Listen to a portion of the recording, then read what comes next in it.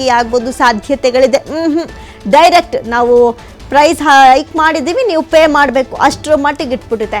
ಪಂಚರಾಜ್ಯ election ಮುಗಿದ ಮೇಲೆ ಜನಸಾಮಾನ್ಯರಿಗೆ ಬೆಲೆ ಏರಿಕೆಗಳ ಬಿಸಿ ಬ್ಯಾಕ್ ಟು ಬ್ಯಾಕ್ ತಡ್ತಾ ಇದೆ.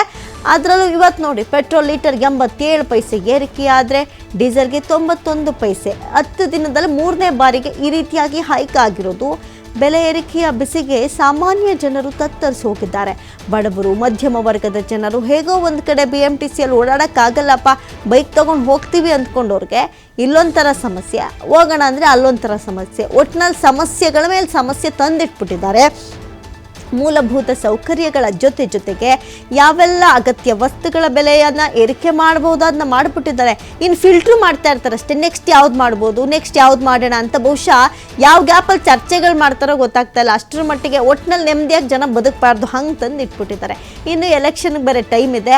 ಆ ಟೈಮ್ ಒಳಗಡೆ ಎಷ್ಟು ದುಡ್ಡು ಮಾಡಿಬಿಡ ಅಂತ ಈ ರೀತಿಯಾಗಿ ಪ್ರೈಸ್ ಹೈಕ್ ಮಾಡ್ತಾರೋ ಗೊತ್ತಿಲ್ಲ. ಅಭಾವ ಇದೆ, ಸಮಸ್ಯೆ ಇದೆ, ಎಲ್ಲವೂ ಆಯಿತು. ಆದರೆ ಇವೆಲ್ಲ ಪಂಚರಾಜ್ಯ ಎಲೆಕ್ಷನ್ ಮೊದಲು ಇತ್ತಲ್ವಾ, ಅವಾಗಿಲ್ದಿರೋ ಹೈಕ್ ಇವಾಗ ಬ್ಯಾಕ್ ಟು ಬ್ಯಾಕ್ ಆಗ್ತಾ ಇದೆ ಅಂದರೆ ಪರಿಸ್ಥಿತಿ ಎಷ್ಟರ ಮಟ್ಟಿಗೆ ಈಗ ಬಿಗಡಾಯಿಸ್ತಾ ಇದೆ ಅನ್ನೋದು ನಾವು ನೀವೆಲ್ಲರೂ